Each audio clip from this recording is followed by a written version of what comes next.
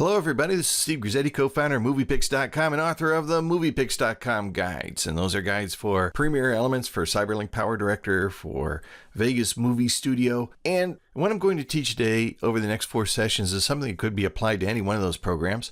I'm going to be using Premiere Elements, but you can do exactly the same thing in any video editing program because the principles are the same. We want to take raw footage. In this case, I have some raw footage of a recent trip to Florida and a day on the beach, and we want to turn it into a story. Now, we can randomly take the footage, chop it up, throw some music on the music track, and make sort of a video collage, and that could be very nice. In fact, most programs have kind of an automatic feature in them that will do that for you.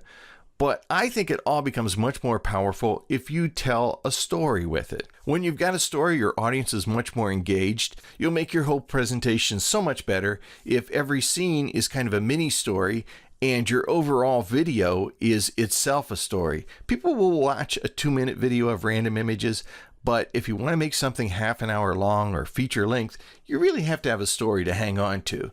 So what is it that makes a story a story? What are the elements there that make a story a story? Well, first, you have to have people in a situation trying to deal with something. It doesn't have to be big. It can be a minor thing, just like where are we going to eat? Just a question that needs to be answered or a situation that needs to be addressed. Second, they have to have a plan of action. What are we going to do about it? Maybe there's a challenge they have to overcome. And then finally, in the resolution, in the solution to it, there's a surprise. There's something you didn't expect that comes up.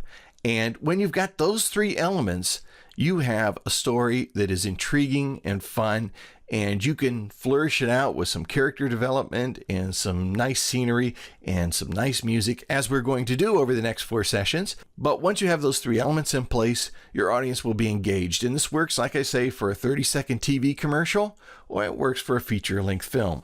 Now, there are a number of ways to tell your story. Often what I do when it's at all possible is I interview people right on the spot, right after it happened, when people are full of enthusiasm and they're excited about what just happened. And that's exactly what I did here. I put them in a subfolder called Interviews. Here's a couple of interviews we're going to use, and let me just open one up. But I want to hone it down to the story itself. What was the situation? What were we dealing with? And what was a solution or resolution? And here is the interview as raw footage. Definitely my favorite day was Sunday because we wanted to go to the beach and it started out so terrible. So we'll take bits and pieces of that. We also have another interview I did right on the beach, right as the situation was happening.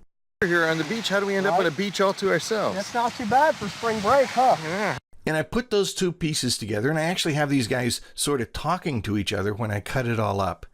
And that is what tells the story. We'll take a look at how I did that here in the next tutorial, but again, keep your focus on this basic framework. What was the situation we were dealing with? What did we do? And what was the surprise revelation or the surprise experience that came out of it? And we'll see how all that develops here in part 2.